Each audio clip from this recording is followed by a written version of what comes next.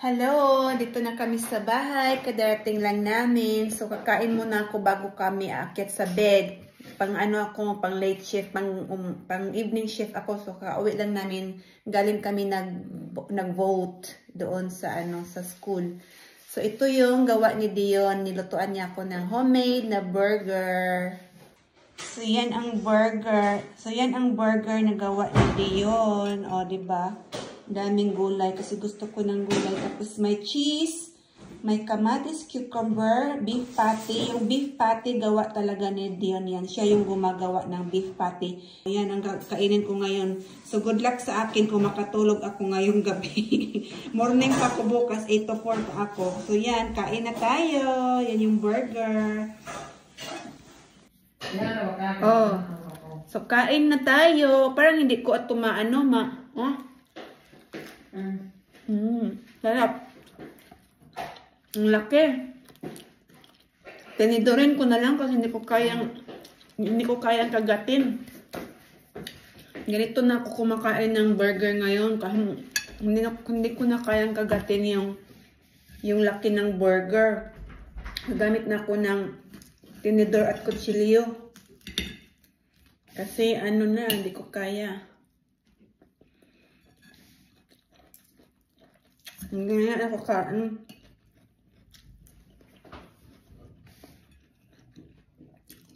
Good luck sa akin ngayong gabi kung makatulog ako. Ang oras is 10 na ng gabi. Alas 10 na ng gabi. Gutom ako kasi busy kami doon sa trabaho namin. Wala.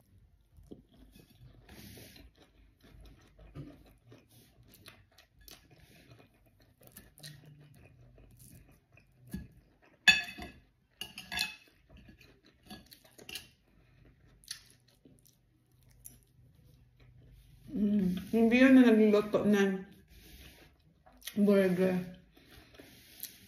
Kasi mas nakakamura kami. Yan na nagluto ng pate. Binili lang namin yung bun, yung burger bun, at saka yung mga gulay, at yung cheese. Yan lang. So, lagyan niya ng kamatis, cucumber,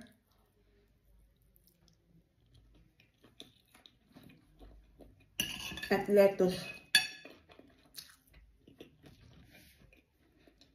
Pag bilhin na ito sa labas, mahal na to.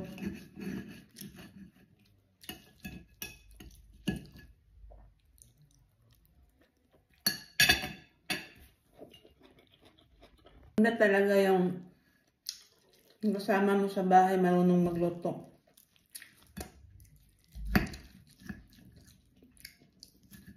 Kahit yan sa Pilipinas, pag kumakain ako ng burger, talagang tinitinidor ko na kinukutsilyo.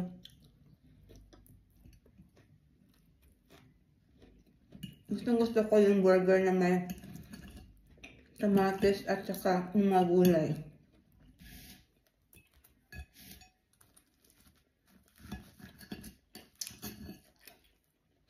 Beef burger to siya, beef burger.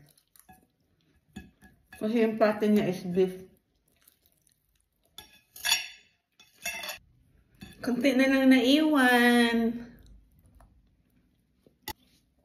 Last bite na lang mga beshies. Naubos ko talaga yung laki na yun. Naubos ko siya. Gutom talaga ako. Ayan tayo ng soft drinks. Pampatunaw ng taba. Kasi yun, mataba yung beef, diba? Mataba ang beef, kaya inuman natin ng soft drinks. Para na rin itong midnight snack. Although hindi pa naman 12 midnight, pero na rin.